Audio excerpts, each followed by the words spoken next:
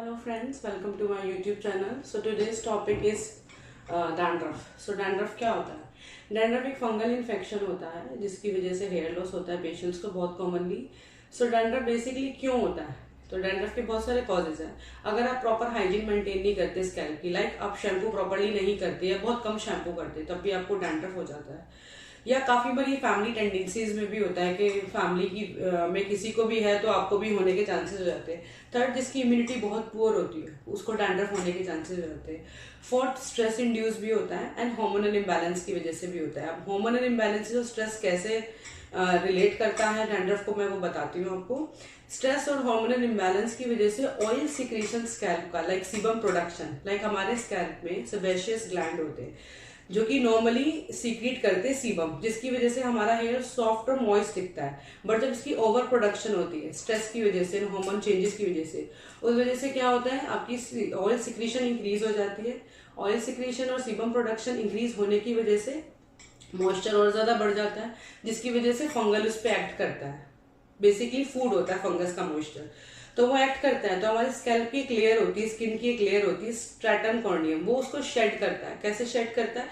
जो कि जनरली एक स्किन की साइकिल होती है जिसमें हमारा जो स्किन डेड जो जाता है वो आराम से स्लोली ग्रेजुअली जाता है.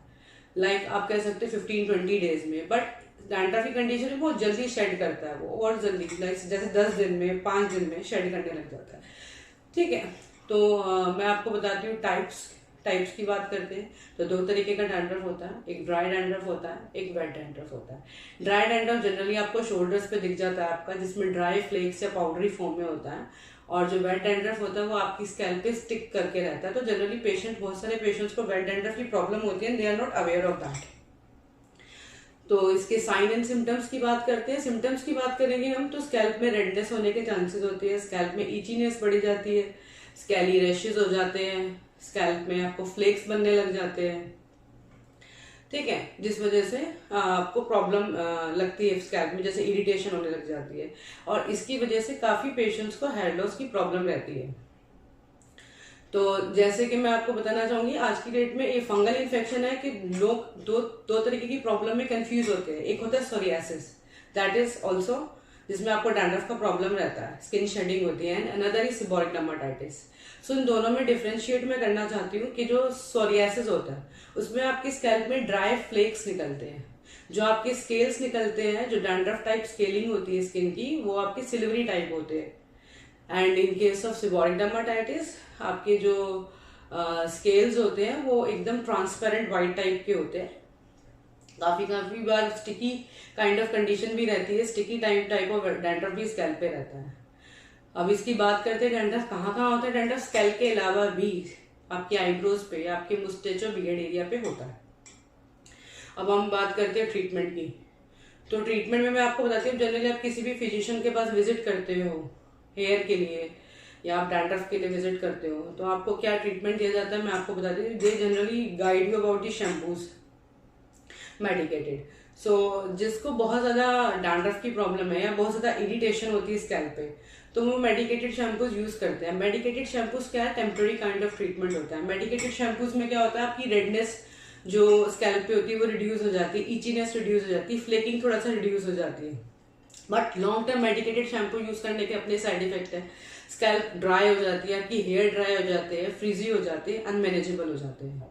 एंड शैम्पूज ज्यादातर जो डॉक्टर्स रिकमेंड करते हैं, जो हम भी रिकमेंड करते हैं जब बहुत ज्यादा सीवियर केसेस होते हैं, जैसे कि आप जिसमें सैलिसाइलिक एसिड हो या आपका कोलतार हो या आपका जिंक पायरेथेन हो, वो शैम्पूज यूज करते हैं. जैसे सेबामेड, केटाकोनाजोल, आप न्यूट्रोजेना का shampoo Head and Shoulder use कर सकते हो.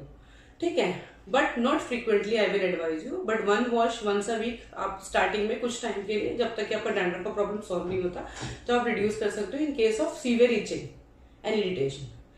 And the second line of treatment is the home remedies which I am gonna tell you कि आप क्या कर सकते हैं घर पे. आप ऑलिव ऑयल यूज कर सकते हैं.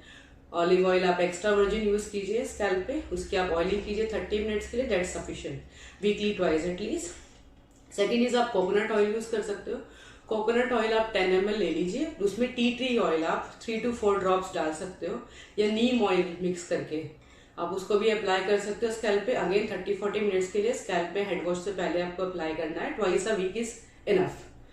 एंड थर्ड एक मास्क बताना चाहूंगी मैं, जो हेल्प करता है आपके डैंड्रफ के केसेस में। जैसे आप उसमें क्या कर सकते हो, आप कर्ड यूज कर सकते हो। आप एक बड़ा चम्मच कर्ड का लो, उसमें आप एक छोटा चम्मच करी लीव्स डालो, एक छोटा चम्मच आप उसमें हनी डालो और कुछ ड्रॉप्स लेमन की डालो, 4 to 5 ड्रॉप्स, दैट्स इनफ। उसका एक पेस्ट बना के आप स्कैल्प पे आधा पौना घंटा अप्लाई कर सकते हो हेड वॉश से पहले। हफ्ते में 2 बार आप अप्लाई कीजिए, आपको डेफिनेटली इसमें स्कैल्प में डैंड्रफ में फर्क पड़ेगा।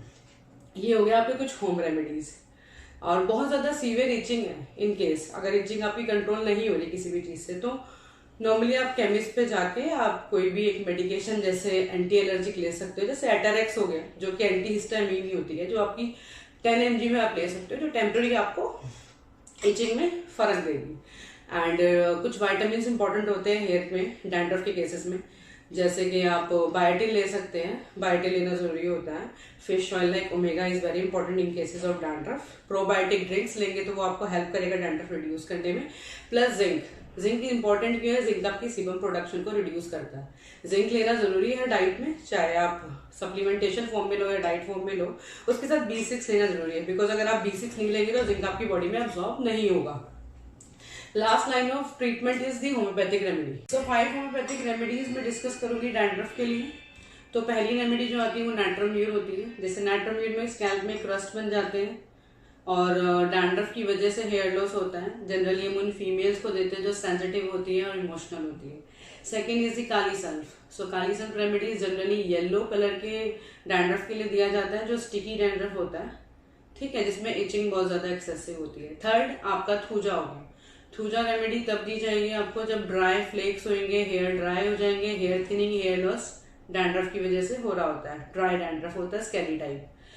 Fourth remedy is the graphites. Graphites generally आपको फंगल इन्फेक्शन जो स्कैल्प का होता है उसके लिए दी जाती है, जिसकी वजह से हेयर लॉस होता है, और उसमें भी आपको स्टिकी काइंड ऑफ डैंड्रफ होता है ग्रेफाइटिस में। काफी बार एक्जिमेटस लीजन्स भी पाए जाते हैं स्कैल्प में, उस कंडीशन में आप ग्रेफाइटिस ले सकते हैं। Last phosphorus. फॉस्फोरस में बहुत ज्यादा इचिंग होती है, बहुत ज्यादा हेयर फॉल होता है डैंड्रफ की वजह से। डैंड्रफ पर ड्राई बिग स्केल्स होते हैं, स्केली टाइप, उस वजह से हेयर फॉल बंचेस में जाता है। उस कंडीशन में आप फॉस्फोरस दे सकते हैं, ठीक है। Thank you for watching my video. If you like my video please share it and subscribe it. Thank you.